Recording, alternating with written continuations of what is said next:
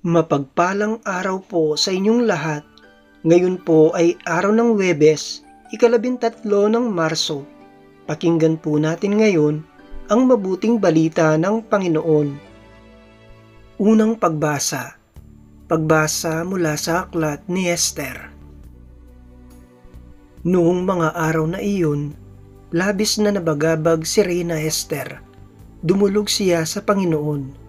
Ganito ang daing niya sa Panginoong Diyos ng Israel.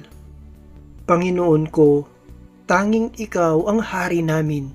Tulungan mo ako na ngayon nag-iisa at walang ibang maasahang tutulong kundi ikaw lamang.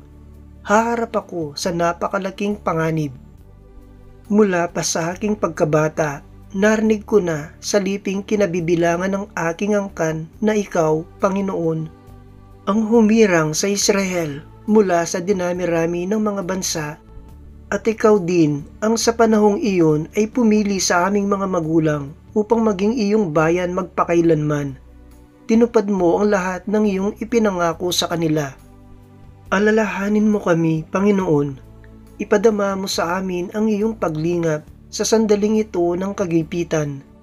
Bigyan mo ako ng lakas ng loob, hari ng lahat ng mga dinidiyos at pinuno ng lahat ng kapangyarihan sa lupa.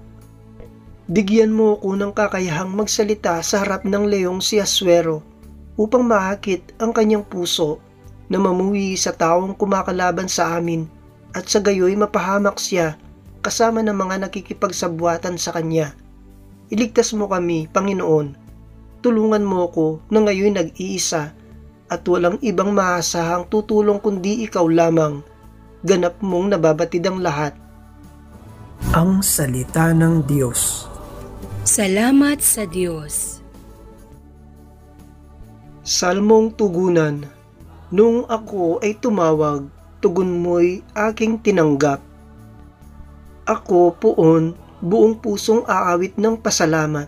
Sa harap ng mga anghel, pupurihin kitang ganap. Sa harap ng iyong templo ay yuyuko at gagalang. Pupurihin kita roon, pupurihin ang iyong ngalan. Noong ako ay tumawag, tugon mo'y aking tinanggap. Dahilan sa pag-ibig mo at sa iyong katapatan, ikaw ay tunay na dakila, pati iyong kautusan. Noong ako ay tumawag, tinanggap ko ang tugon mo.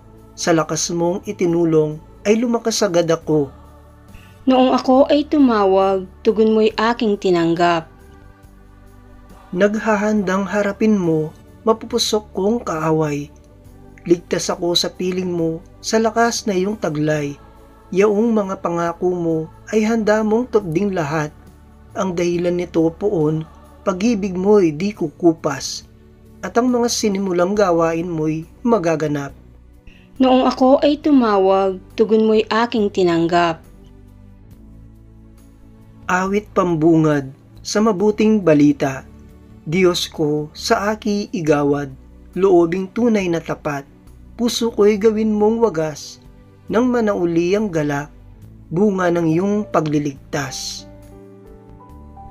Ang mabuting balita ng Panginoon ayon kay San Mateo.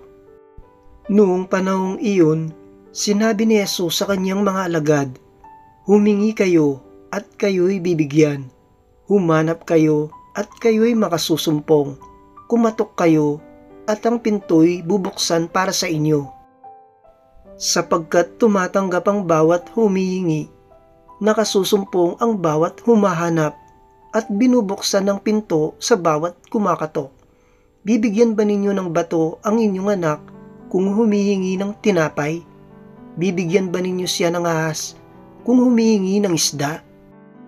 Kung kayo na masasama ay marunong magbigay ng mabubuting bagay sa inyong mga anak, gaano pa kaya ang inyong amang nasa langit? Ibibigay niya ang mabubuting bagay sa mga humihingi sa kanya. Kaya gawin ninyo sa inyong kapwa ang ibig ninyong gawin nila sa inyo. Ito ang kahulugan ng kautusan ni Moises at ng turo ng mga propeta. Ang mabuting balita ng Panginoon. Pinupuri ka namin, Panginoong Hesukristo.